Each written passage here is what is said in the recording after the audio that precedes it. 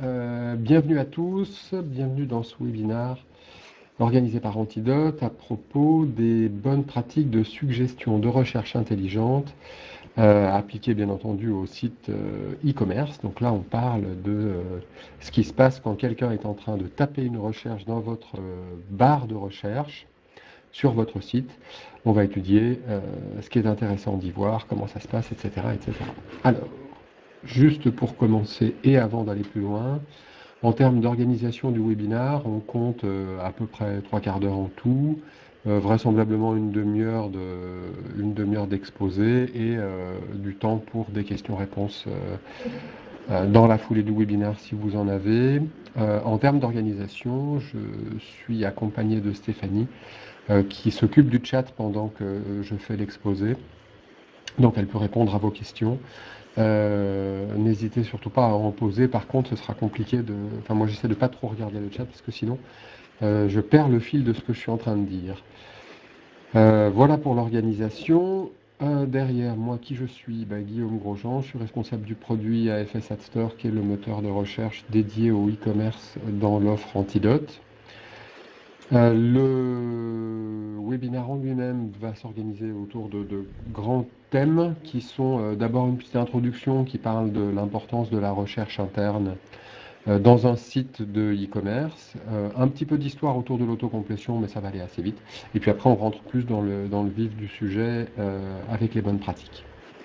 Je passe à l'attaque. Alors, juste pour vous situer un peu les choses, on regarde assez peu souvent cet endroit d'analytics quand on est commerçant. Pourtant, moi, je pense que c'est quelque chose qui est très intéressant à regarder. Vous êtes ici. Oh, magnifique. Alors là, extraordinaire. Je ne sais pas ce qui s'est passé, mais on le voit beaucoup mieux. C'est très bien comme ça. Quand vous êtes dans Analytics et que vous allez fouiller dans la section comportement, vous avez une zone qui s'appelle recherche sur le site et utilisation, qui vous donne en fait la part des visites qui utilisent le moteur de recherche du site et la part des visites qui ne l'utilisent pas. C'est assez intéressant parce que vous allez sans doute voir des choses auxquelles vous ne vous attendez pas tellement, à savoir, vous allez sans doute découvrir qu'une part relativement faible des visites sur votre site marchand utilise le moteur de recherche. On est généralement entre 8 et 20, 25, 30% en fonction du site, du catalogue, du type de créneau sur lequel vous travaillez. Donc ça, c'est une donnée qui est assez commune, hein, on va dire entre 8 et 20%. Ici, dans le cas que vous avez sous les yeux, c'est 30%, c'est assez important. Par contre, le chiffre qui, moi, m'intéresse, c'est celui-là, à savoir quelles sont les parts des transactions qui sont passées à un moment ou à un autre par le moteur de recherche, c'est-à-dire quand les gens ont acheté réellement. Quelle est la part de ceux qui sont passés par le moteur de recherche à un moment ou à un autre dans leur parcours. Et là, on a une tendance qui est complètement inversée, c'est-à-dire qu'on ne va pas avoir une très très faible part, mais on va avoir une part très importante. Dans le cas que vous avez sous les yeux, on passe de 30% à plus de 60%, donc ça veut dire que on passe de effectivement un petit tiers à presque 2 tiers des transactions. Et c'est vachement intéressant. Bonjour Pierre C. J'imagine bien qui tu es. Euh, cette part-là des transactions qui sont passées à un moment ou à un autre par le moteur de recherche, on va bien entendu la retrouver dans le taux de conversion. Et on va voir que dans les chiffres que vous avez sous les yeux, mais c'est certainement à peu près la même chose dans votre site. Je ne sais pas si vous connaissez ce chiffre-là, mais ça vaut le coup d'aller regarder.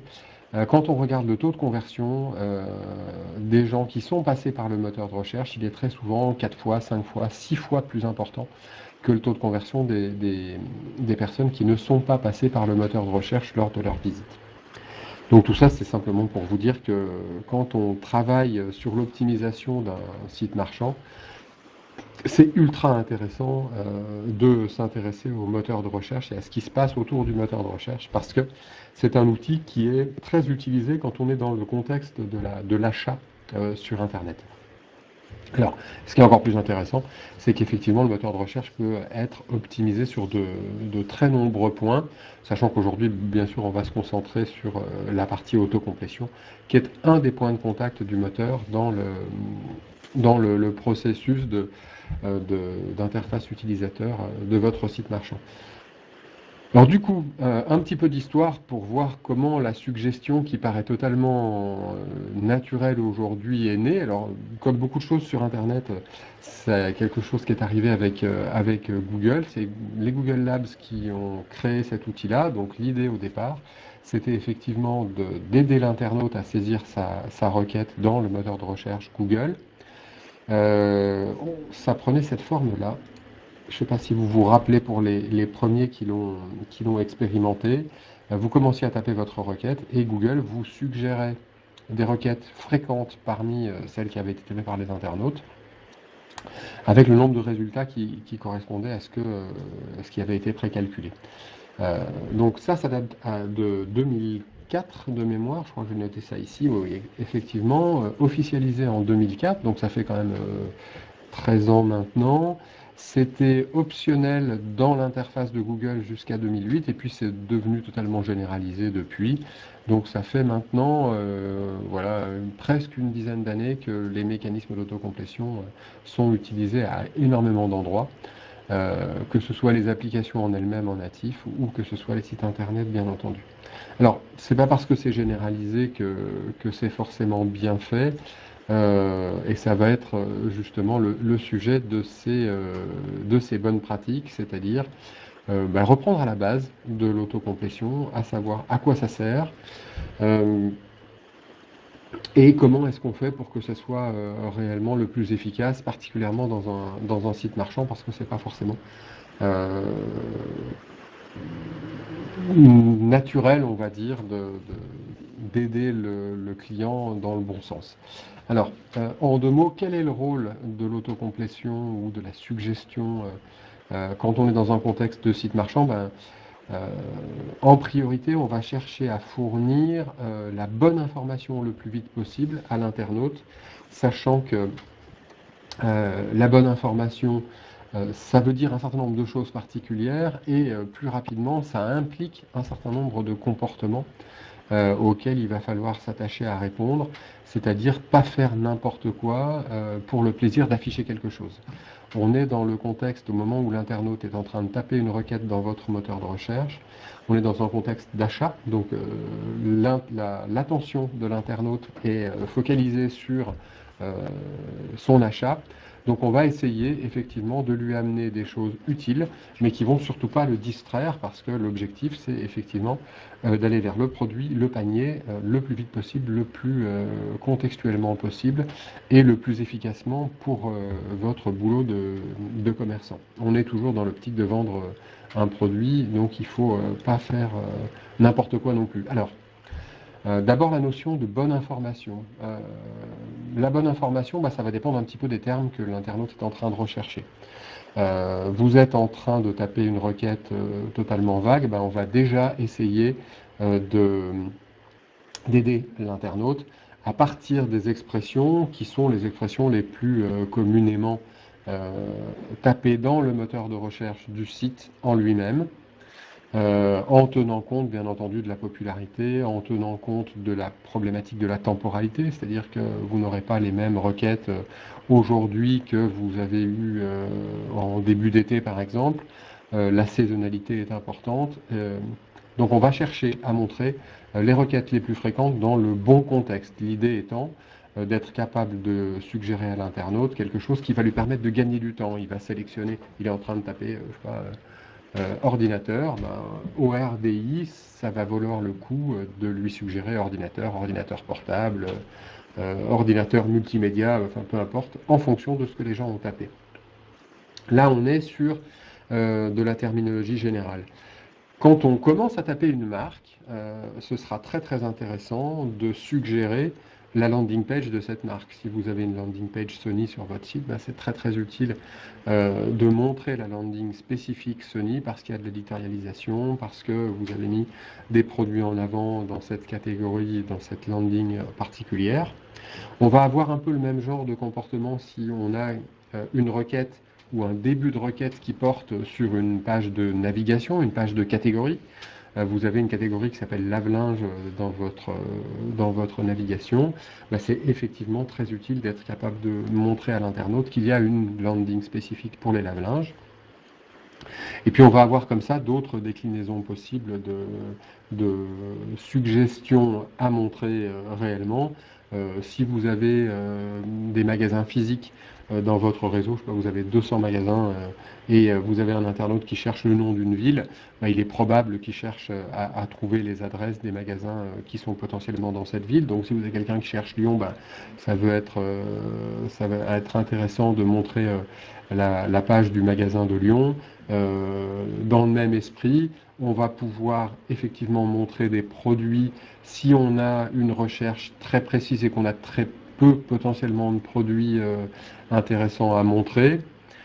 C'est plus compliqué de montrer énormément de produits parce qu'on est dans une zone qui n'est pas énorme et du coup il faut faire attention à ça. Ça peut être contre-productif. Je crois qu'on doit avoir 2 ou 3 exemples derrière. Et puis évidemment, il faut montrer le produit si on a une recherche qui porte sur un produit en particulier, type vous recherchez une référence précise et on a un seul ou 2 produits qui répondent à cette requête-là, bah, évidemment, il faut montrer le lien vers ce produit directement, de façon à ce que l'internaute, là encore, soit toujours dans l'idée de gagner du temps. Alors, on a vu tout à l'heure que le type d'information correspondait à des choses différentes en fonction du contexte. Le plus rapidement possible, c'est bien entendu d'aider l'internaute dans sa démarche, et ça sous-entend des questions d'UX, à savoir un outil qui soit exploitable facilement au clavier, à la souris, une interface lisible, ça veut dire qu'on ne doit pas noyer l'internaute sous des informations trop nombreuses qu'il ne serait pas capable d'analyser rapidement et qui le perdrait alors qu'il est super concentré.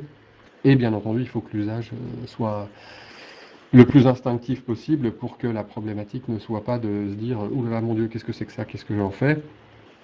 mais vraiment quelque chose qui soit facile à utiliser. Alors on va regarder quelques exemples maintenant en s'appuyant sur les bonnes pratiques. Qu'est-ce qu'elles vont concentrer en fait? Elles vont concentrer des réponses à des objectifs qui sont particuliers, à savoir le premier objectif, c'est que l'outil soit utile. Donc là, ça va correspondre au contenu qu'on va mettre en face. On est déjà un petit peu rentré dans le détail tout à l'heure. On doit être concis, on doit être lisible, on ne doit pas faire quitter le focus de l'internaute. Donc on a des problématiques de design, c'est important que ce soit effectivement simple à comprendre. L'utilisabilité de la chose, c'est de l'ergo et de l'UX pur. Et on va enfin avoir un objectif de mesure, puisque de plus en plus on cherche à acquérir de la donnée utile pour pouvoir analyser ce qui se passe dans l'autocomplétion également. Donc là, on aura une problématique de tracking. On va essayer de focaliser sur ces 4 points pour être capable de vous apporter des réponses qui soient, en tous les cas, des éléments qui soient réellement factuels et que vous puissiez utiliser de votre côté. Alors, du coup, un exemple ou deux de bonne information en fonction de la requête, des expressions pertinentes. Je vous en donne un ou deux exemples. Alors, dans les exemples, on a des contre-exemples également. Là, on a un contre-exemple qui provient de l'autocomplétion native de Magento, qui pose un vrai problème. D'abord parce que c'est une expression, expression fourniture d'autocomplétion native, donc vous allez, dès que vous avez un Magento, quand vous choisissez d'activer l'autocomplétion, vous avez ça en termes de résultats. Ça fait vraiment partie des choses qui me posent problème, parce que, en fait, on est dans un contexte où l'autocomplétion, typiquement, ne sert à rien. Vous êtes en train de taper Perceux, évidemment le site vend du matériel de bricolage, et quand vous voyez ce qui est proposé, là je vous en ai montré qu'un tout petit morceau, dans les faits, vous avez ici une collection de requêtes dont on ne sait pas quoi faire. C'est-à-dire que vous avez des requêtes, ou en tous les cas de la terminologie, vous avez des nombres qui arrivent en face de l'écran, ici, et on voit par exemple que Perceux remonte 49. Perceuse colonne 49, 47, perceuse à colonne 5811. Bon, globalement, on ne sait pas à quoi ça correspond et on ne peut même pas sélectionner facilement la suggestion. Donc ce type de contenu-là, à mon avis, est complètement inutile. Ça veut dire que ça ne sert à rien de montrer ce genre de truc. Donc on va essayer de l'éviter. Deuxième contexte, vu en vrai, lui aussi, vous êtes en train de taper stade sur ce site-là, Et quand vous tapez Star, vous avez 3 suggestions identiques qui disent T-shirt Star Wars. Vous avez 3... non, vous en avez 5 en fait, des t-shirts Star Wars. Donc la première, la deuxième, la troisième, la quatrième, on ne sait pas exactement ce que c'est. 1, 2, 3, 4, 5. Vous avez 3 suggestions qui vous disent figurine articulée Star Wars 30 cm. On ne sait toujours pas ce que c'est. Et vous avez une suggestion ici, Star Wars parure de lit, et encore une ici. Donc là, on est vraiment typiquement dans l'exemple de choses qui servent à pas grand-chose, parce que c'est assez désarçonnant en fait comme suggestion, et on peut à peu près être sûr que ça ne va pas beaucoup nous aider dans le parcours. Donc là, en fait, ce qui se passe, c'est qu'on capte l'attention de l'internaute pour lui montrer quelque chose qui ne sert à rien. Méfiance absolue à cet endroit-là. Un contenu utile. De mon point de vue, l'exemple de Google est tout à fait parfait. Vous êtes en train de taper IPA, et ben Google vous montre plein de suggestions toutes différentes, qui sont bien entendu choisies en fonction de la popularité des dites suggestions, et qui servent pour l'internaute à lui accélérer le processus de saisie. Plus on s'inspire de ce genre de choses, plus on est susceptible d'aider l'internaute, de ne pas le perdre, et en plus de lui apporter quelque chose qui va vous servir. Ce qui est intéressant ici, c'est d'être capable de montrer des contenus qui, en plus de ça, ne vont remonter que des pages de résultats avec des vrais résultats. Donc quand on est dans un contenu e-commerce, si on montre des expressions, c'est très intéressant d'être capable de les filtrer sur je ne montrerai ici que des expressions qui donnent des résultats palpables, c'est-à-dire qui vont réellement montrer des produits. Deuxième type de suggestion, au-delà des expressions pertinentes, l'accès direct à des landing pages. C'est ce que je vous disais tout à l'heure, quand on a une landing page d'une marque, c'est très intéressant de pouvoir la montrer. Une landing page d'une page de nav, c'est également très très intéressant. Et on va regarder quelques exemples. Voilà ici une autocomplétion qui fonctionne dans un contexte de vente de produits alimentaires. Je suis en train de taper CAF. Le moteur va me proposer de rentrer directement dans une famille qui est café en dosette, café moulu ou en grains, café chicoré et filtre à café. À chaque fois que je suis ici dans les suggestions, j'ai un accès direct à une famille de produits. Ça paraît effectivement extrêmement intéressant. On a également des suggestions qui s'appuient sur les marques qui sont présentes dans le site. Donc je suis évidemment en train de taper CAF, et le moteur me suggère d'aller vers le café Corsica, le café de Paris, le café René, etc., etc., et l'or de Maison du Café. Il me propose enfin, au cas où je n'aurais pas trouvé quelque chose d'utile dans les familles ou dans les marques, des expressions qui sont sur le côté droit, ici, des expressions issues des requêtes les plus fréquentes, où là, effectivement, je vais, là encore, pouvoir gagner du temps sans avoir besoin de taper complètement café soluble ou café dosette. Aller directement à cet endroit-là. Je clique, je me balade avec la souris, là j'ai quelque chose qui est efficace et qui me sert vraiment, moi en tant que consommateur, ça me fait gagner du temps. Je crois que j'ai un deuxième exemple à vous montrer. Alors là c'est l'autocomplétion de Laura Merlin, qui est là aussi très très bien construite. Alors, je trouve que le truc est peut-être un peu petit, je ne sais pas si je vous l'agrandis. Voilà, si je l'agrandis ce sera un peu plus lisible. On voit ici un accès directement aux catégories. On a un certain nombre de produits qui sont montrés directement ici. Et un accès direct aux fiches conseils et aux marques. Là, typiquement, j'ai tapé Meta, j'accède à la page de marque des produits Metabo et je vois plein de fiches de conseils ici. Donc là aussi, c'est une autocomplétion qui, à mon avis, a du sens parce qu'elle permet de gagner du temps dans la saisie. Alors, dernier exemple qui, moi, me paraît extrêmement utile. On est ici, si je me rappelle bien, sur l'autocomplétion de Cdiscount. Alors, pourquoi est-ce qu'elle est utile, celle-là? Bon, elle montre des expressions et des catégories. Là, on est sur la première section dans des accès directs à des catégories, donc dans tous les magasins, dans perceuse visseuse. Là, on a des expressions issues des requêtes les plus fréquentes, donc vraisemblablement avec en plus des résultats. Donc là, c'est très cohérent. Et ce qui est intéressant à remarquer dans cette autocomplétion, c'est que ici, on a une bannière qui s'affiche. La bannière, elle va bien entendu être contextuelle en fonction des termes que l'internaute est en train de taper.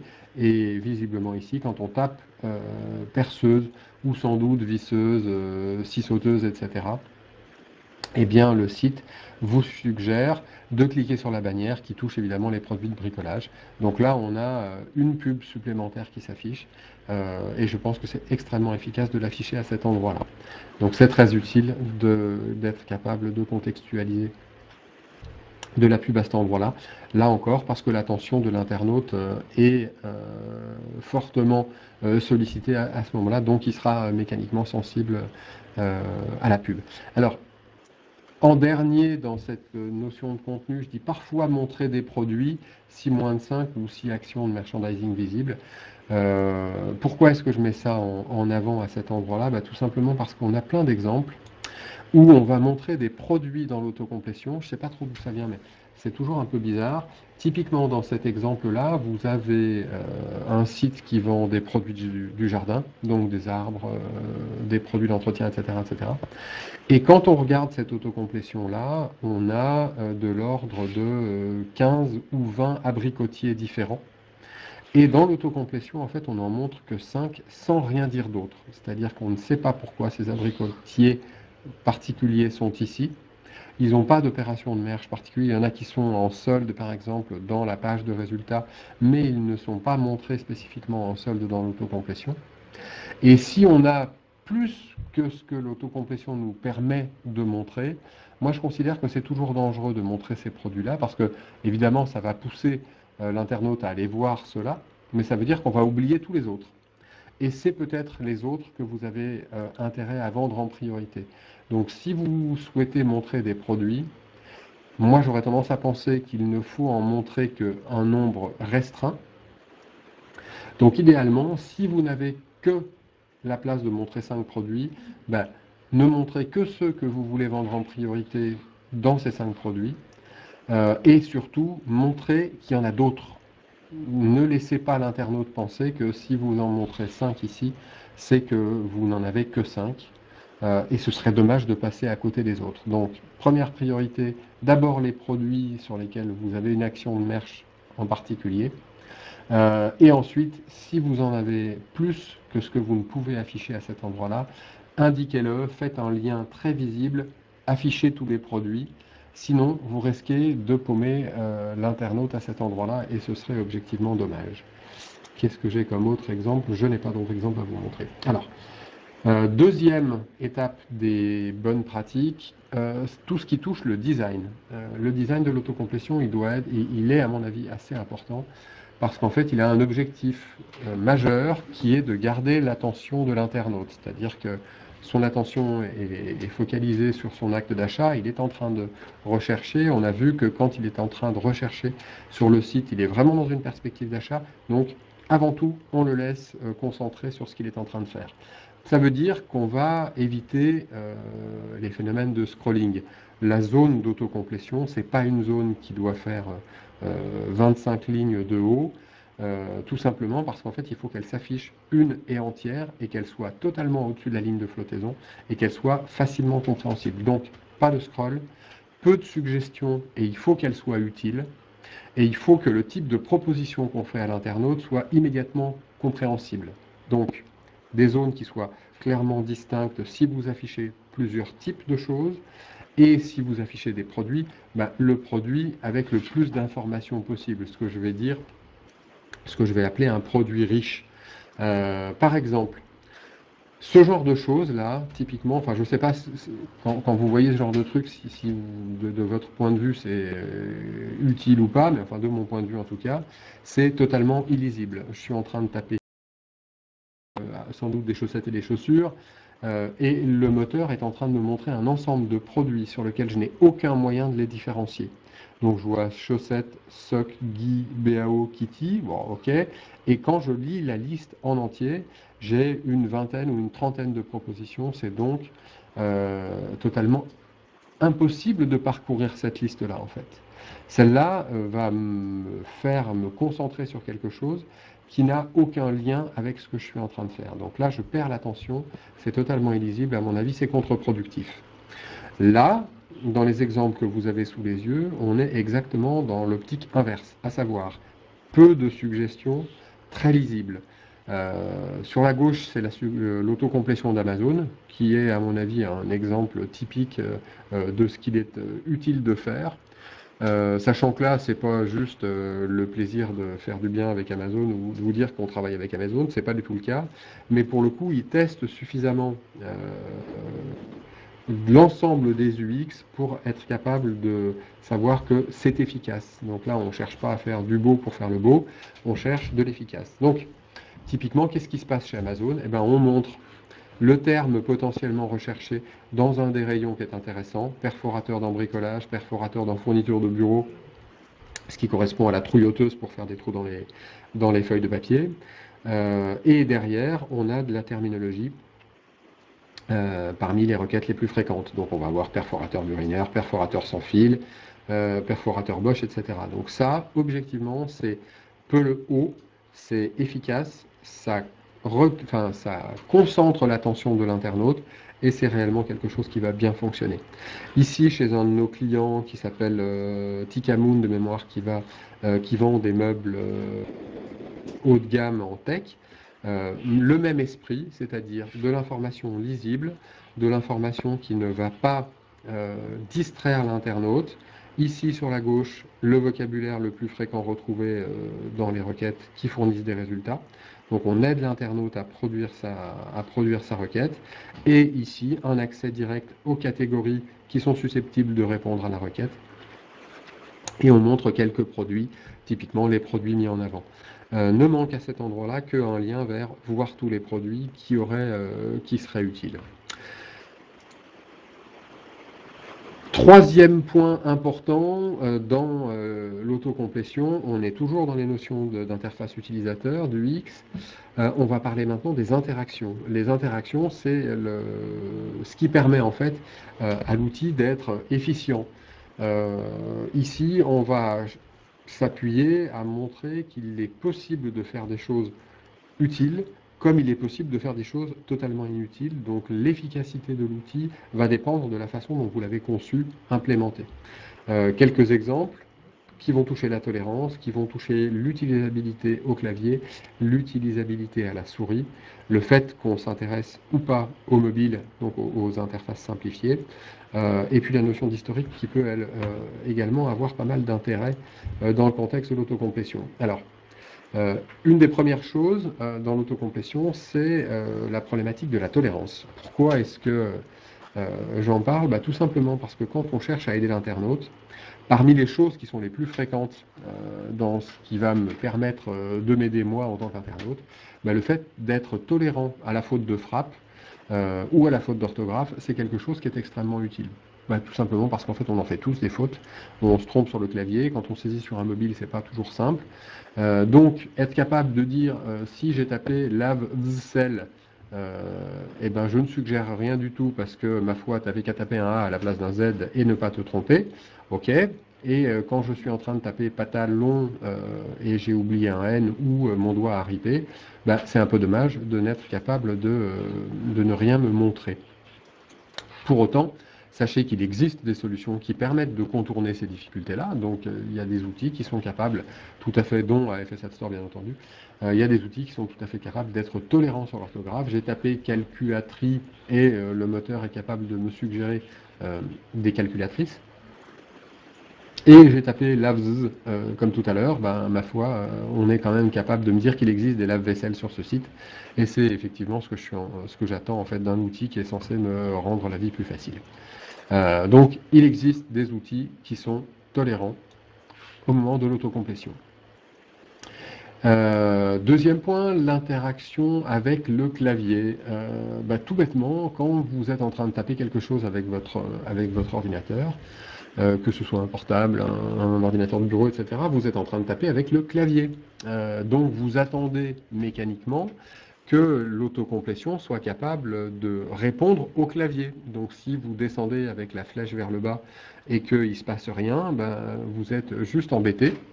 Et typiquement, vous ne pouvez pas faire grand-chose de plus que de prendre votre souris ou le trackpad de votre ordinateur portable, sauf que c'est pas du tout ce que vous étiez en train de faire. Donc là encore, on coupe l'attention de l'internaute et on ne lui rend pas service. Donc pensez un truc, typiquement, il faut que quand on utilise l'autocomplétion et qu'on appuie sur les flèches du haut, du bas, etc., ça ait une efficacité, donc on puisse se balader dans les suggestions avec les flèches du clavier, par exemple. De la même façon que quand on choisit, donc on se balade dans la liste des suggestions, c'est très utile d'être capable de dire, quand je descends dans la liste, la suggestion sur laquelle je passe remplit la zone de recherche de façon à ce que quand j'appuie sur Entrée, depuis mon clavier toujours, je sois capable effectivement de lancer la recherche. C'est pas la peine de faire autrement, si ça lance rien du tout, c'est juste bête. Et si j'appuie sur Entrée sans avoir rien sélectionné, c'est très utile d'être capable de travailler sur la première suggestion qui a été faite, qui est très souvent le vocabulaire le plus fréquent. En même temps, choisir un raccourci puis faire Entrée, c'est très intéressant, d'aller directement vers la landing page. Si vous avez un accès vers la landing page Sony et que l'internaute l'a sélectionné, ne lancez pas la requête sur Sony, faites le lien directement vers la landing page. De la même façon que si vous avez un produit qui est montré à cet endroit-là, le fait d'appuyer sur Entrée quand le produit est sélectionné doit aller vers la page du produit en lui-même, et c'est pas la peine de lancer une requête à cet endroit-là. Deuxième point de l'interaction de l'utilisateur, la question de la souris. Là encore, on peut avoir plein de modes de fonctionnement différents. Il y en a, par exemple, survoler une suggestion doit remplir... Qu'est-ce qui se passe? Je vois un message qui s'affiche. Je suis largement en train de dépasser le temps, je suis désolé. Effectivement, on va accélérer un petit peu, mais j'ai largement dépassé le temps qui m'était imparti. Si vous êtes encore là, c'est que c'est intéressant. L'utilisation à la souris, effectivement, survoler une suggestion peut être intéressant pour remplir la zone de recherche, de façon à ce que quand on clique directement sur rechercher, on lance la recherche réellement. Cliquer sur une suggestion lance la requête, ça paraît évident. Cliquer sur un raccourci redirige vers la landing page et cliquer sur un produit doit rediriger vers la page produit en effet. Qu'est-ce que j'ai à vous montrer après? Oui, le dernier élément de l'UX, c'était l'historique de recherche. Alors ça, je l'ai trouvé chez un vendeur de chaussures, mais je ne sais plus lequel c'est. Je trouve que c'est extrêmement utile de pouvoir, dans l'autocomplétion, proposer à l'internaute de relancer une requête qu'il a déjà faite. Pourquoi? Tout simplement parce que dans la démarche, quand on revient sur un site, qu'on n'a pas fait l'achat la première fois, on risque souvent de retaper une recherche qu'on a déjà faite pour réaccéder au produit qu'on a vu pour la première fois. Donc ça, j'ai trouvé que c'était effectivement quelque chose qui était extrêmement utile. C'est très simple à faire avec un cookie que vous mettez sur le poste de l'internaute. Et du coup, je crois que ça l'aide beaucoup. Donc là aussi, c'est quelque chose qui peut être extrêmement intéressant à faire en termes d'interface. On va finir très vite sur les notions de tracking. Attention au tracking de l'autocomplétion, la seule chose à retenir, c'est que compte tenu du fait qu'on n'affiche pas une nouvelle page dans l'autocomplétion, mais qu'on est vraiment sur quelque chose qui est dans la page en elle-même, on n'a pas de nouvelle URL, donc on n'a pas de tag qui est facile à utiliser. On n'est pas du tout dans l'affichage d'une page de résultats traditionnelle, donc il faut penser à utiliser la notion d'événement, c'est-à-dire sur le clic de l'internaute, qu'est-ce que je fais? Et effectivement, là, je vais pouvoir rattacher le parcours de l'internaute dans l'autocomplétion à un tracking normal habituel. Sinon, on rate la page d'autocomplétion et c'est vraiment très dommage. Excusez-moi, juste une petite seconde. Il y a Adeline qui me dit des choses dans la section du modérateur. Je ne sais pas ce qu'elle me dit. Adeline, dites-moi ce que vous allez me dire. Bon, ça va, on est sur la conclusion. On va aller vite, justement, pour la terminer. En conclusion, une autocomplétion efficace, à mon avis, c'est totalement incontournable aujourd'hui dans un site marchand, tout simplement parce que ça correspond bien à l'utilisation qu'on attend et puis aux exemples que tous les bons sites produisent. Il y a plein de solutions possibles pour faire une bonne autocomplétion, pour peu qu'on soit capable de s'intéresser aux points sur lesquels on a mis le focus aujourd'hui. Bien entendu, il y a une solution toute prête à l'emploi qui s'appelle AFS App Store. C'est ce que vous propose Antidote et on serait ravis de pouvoir la mettre en place sur votre site. On a pour le coup une installation extrêmement rapide avec des JavaScript et le fonctionnement de l'outil chez nous est totalement automatisé et très paramétrable. Donc n'hésitez surtout pas à nous solliciter. Si vous souhaitez une étape prochaine, on peut tout à fait poursuivre cet échange. Il vous suffit de nous contacter. Le contact en lui-même va se faire très facilement au travers de mon adresse mail par exemple, qui est ggrosjean@antidote.net. Vous pouvez également vous intéresser à marketing@antidote.net et puis le site internet Antidote bien entendu est